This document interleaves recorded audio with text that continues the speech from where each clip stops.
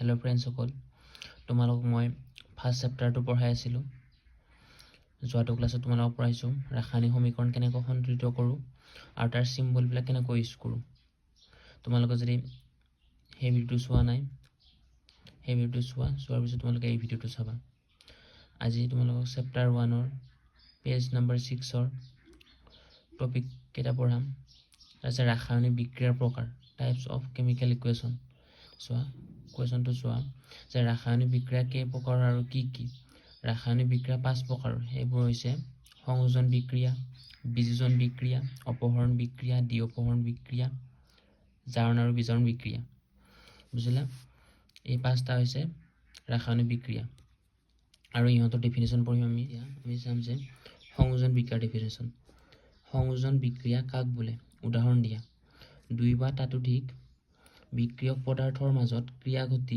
এটা বিক্ৰিয়াজাত পদাৰ্থ উৎপন্ন হোৱা বিক্ৰিয়াক সংযোজন বিক্ৰিয়া বোলা হয় উদাহৰণ স্বৰূপে hydrogen plus chlorine equal hydrogen chloride তোমালোকে চোৱা সংযোজন বিক্ৰিয়া কাক বোলে দুই বা ততোধিক বিক্ৰিয়ক পদাৰ্থ এটো এটা বিক্ৰিয়ক পদাৰ্থ আৰু এটোটা দুই বা ততোধিক বিক্ৰিয়ক পদাৰ্থ লগ হৈ এটা বিক্ৰিয়াজাত পদাৰ্থ উৎপন্ন ইয়াতে দুটা বিক্ৰিয়ক পদাৰ্থ লগ হৈছে হাইড্ৰোজেন আৰু ক্লোৰিন আৰু দুটা লগ হৈ কেনে এটা বিক্ৰিয়াজাত পদাৰ্থ উৎপন্ন হৈছে হাইড্ৰোজেন ক্লোৰাইড তাক আমি কম সংযোজন বিক্ৰিয়া বুলি কম দুটাৰ পৰা এটা উৎপন্ন হয় বুজিলা নেক্সট চোৱা বিয়োজন বিক্ৰিয়া কাক বোলে উদাহৰণ দিয়া এটা বিক্ৰিয়ক পদাৰ্থৰ পৰা দুই বা ততোধিক বিক্ৰিয়াজাত পদাৰ্থ উৎপন্ন হোৱা বিক্ৰিয়াক বিয়োজন বিক্ৰিয়া বোলা হয় উদাহৰণ স্বৰূপে ক্যালসিয়াম কাৰ্বনেট বিক্ৰিয়াজাত পদাৰ্থ আছে ক্যালসিয়াম অক্সাইড প্লাস কাৰ্বন ডাই অক্সাইড তোমালোকে চোৱা কি হয় এই বিক্ৰিয়াটো সংযোজন বিক্ৰিয়াৰ বিপৰীত বিক্ৰিয়া ইয়াতে কি হয় চোৱা এটা বিক্ৰিয়ক পদাৰ্থ লগ হৈ দুই বা ততোধিক বিক্ৰিয়াজাত পদাৰ্থ উৎপন্ন হৈছে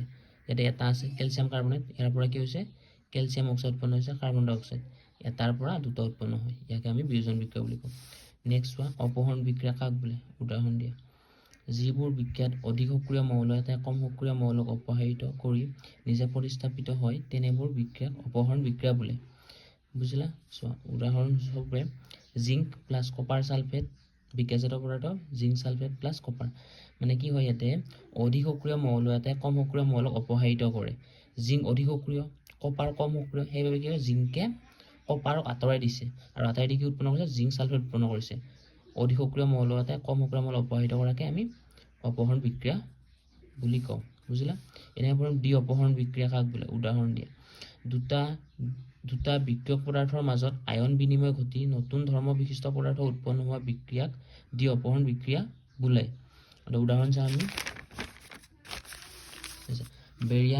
barium chloride plus aluminium sulphate বিক্ৰিয়াজাত পদাৰ্থ barium sulphate plus aluminium chloride এটা চোৱা দুটা বিক্ৰিয়ক পদাৰ্থৰ মাজত আয়নৰ বিনিময় ঘটে কি হয় দুটা বিক্ৰিয়ক পদাৰ্থৰ মাজত আয়নৰ বিনিময় ঘটে চোৱা বেৰিয়াম ক্লোৰাইড বেৰিয়ামে কাৰ লগত লগ হৈছে সালফেটৰ লগত লগ হৈ বেৰিয়াম সালফেট উৎপন্ন কৰিছে আৰু ক্লোৰিনে এলুমিনিয়ামৰ লগত লগ হৈ এলুমিনিয়াম ক্লোৰাইড উৎপন্ন কৰিছে পৰস্পৰৰ মাজত আয়নৰ বিনিময় ঘটিছে ইয়াৰ পৰা ইয়াৰ লগত লগ হৈছে আৰু ইয়াৰ লগত লগ হৈছে পৰস্পৰৰ মাজত আয়ন বিনিময় হৈছে তাক আমি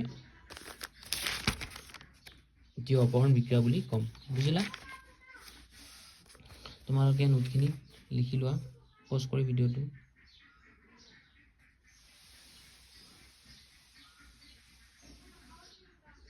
নেক্সট হৈছে জাৰণ বিক্ৰিয়া কাক বোলে উদাহৰণ দিয়া যিবোৰ বিক্ৰিয়াত অক্সিজেন যোগ হয় বা হাইড্ৰোজেন অপসাৰিত হয় তেনেবোৰ বিক্ৰিয়াক জাৰণ বিক্ৰিয়া বোলে সো যিবোৰ বিক্ৰিয়াত অক্সিজেন যোগ হয় কাৰ্বনৰ লগত অক্সিজেন যোগ হৈছে সেইভাবে এইটো জাৰণ বিক্ৰিয়া অক্সিজেন যোগ হলে জাৰণ বিক্ৰিয়া বুজিলা বিজাৰণ বিক্ৰিয়া যিবোৰ বিক্ৰিয়াত হাইড্ৰোজেন যোগ হয় বা অক্সিজেন অপসাৰিত হয় তেনেবোৰ বিক্ৰিয়াক বিজাৰণ বিক্ৰিয়া বোলে চোৱা এৰি কি হৈছে হাইড্ৰোজেন যোগ হৈছে অক্সিজেনত কি হৈছে হাইড্ৰোজেন যোগ হৈছে সেইভাবে কি হৈছে এইটো বিজাৰণ বিক্ৰিয়া বুজিলা হাইড্ৰোজেন যোগ হলে আমি কি বুলি কওঁ বিজাৰণ বিক্ৰিয়া বুলি কওঁ বুজিলা তোমালোকক মই কাৰ্যকলাপ 1.4 1.6 1.8 1.11 এইকেইটা তোমালোকক এটা ভিডিওত মই বঢ়িয়াকৈ বুজাই দিম আৰু কুৱেশ্যন আনসাৰখিনি দিম ইয়াৰ পৰা এই কাৰ্যকলাপ কেইটাৰ পৰা তোমালোকে এমসিকিউ আহিব পাৰে সো সেই ভিডিওটো তোমালোক মই তাৰ নিশ্চিত ভিডিও বনাই তোমালোক মই আপলোড কৰি দিম তোমালোকে এই ভিডিওটো এক্সট্ৰাকৈ চাবা ইয়াৰ পিছত আহিব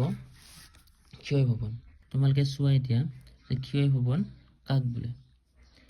তোমালোকে নিশ্চয় দেখিছা যে লুৰ নতুন বস্তুবোৰ প্ৰথমে চিকচিকীয়া হৈ থাকে, কিন্তু কিছু দিনৰ পাছত সিহঁতৰ গাত ৰংচঙুৱা মুগা বৰ্ণৰ পাউডাৰৰ চামনি পৰিবলৈ লয়। এই প্ৰক্ৰিয়াটোক লুট মামৰ ধৰা বোলে। এতিয়া গম পায় লুট মামৰ ধৰা কাক বোলে? এইখিনিলৈ হ'ব। আন কিছুমান ধাতু ধৰণেৰে মলিয়ন হৈ পৰে। কপাৰ আৰু চিলভাৰৰ ওপৰৰ পৰা এনে চামনিৰ ৰং মন কৰিছানে? যেতিয়া ধাতু এটা তাৰ চৌপাশৰ বিভিন্ন পদাৰ্থবোৰ যেনে জলীয় বাষ্প, এচিড আদিৰ দ্বাৰা আক্ৰান্ত হয়, তেতিয়া ইয়াৰ ক্ষয় ঘটা বুলি কোৱা হয় আৰু এই প্ৰক্ৰিয়াটোক ক্ষয়ভৱন বোলা হয়। চিলভাৰৰ ওপৰৰ পৰা কলা চামনি আৰু কপাৰৰ ওপৰত পৰা সেউজীয়া চামনিৰ ক্ষয়ভৱনৰ অন্যান্য উদাহৰণ। ক্ষয়ভৱনৰ বাবে গাড়ী, মটৰ, দলং, লুৰ, বেৰ, জাহাজ আৰু ধাতুৰে তৈয়াৰী সকলো বস্তু, বিশেষকৈ লুৰে তৈয়াৰী বস্তুবোৰ নষ্ট হয়। লুৰ ক্ষয়ভৱন এটা গুৰুতৰ সমস্যা। বেয়া হোৱা লুৰ সলনি নামত প্ৰতি বছৰ বৃহৎ অংকৰ টকা খৰচ হয়। তোমালোকে অধ্যায় 3ত ক্ষয়ভৱনৰ বিষয়ে অধিক শিকিবলৈ পাবা। ক্ষয়ভৱন মানে হৈছে অক্সিজেনৰ সংস্পৰ্শত আহিলে সিহঁতে কি হয়, জলীয় বাষ্প আৰু অক্সিজেনৰ লগত বিক্ৰিয়া কৰি ৰংচঙুৱা মুগা বৰ্ণৰ এটা চামনি তৈয়াৰ কৰাৰ ওপৰত, আৰু এই চামনিটোৰ পৰা কি হয়, মামৰ ধৰে, আৰু মামৰ ধৰাৰ পিছত ক্ষয়ভৱন হয়। সেই বস্তুটো কি হয়, নষ্ট হৈ যায়। তাকে আমি কি কওঁ, ক্ষয়ভৱন বুলি কওঁ। বুজিলা? তাৰপিছত পঢ়িম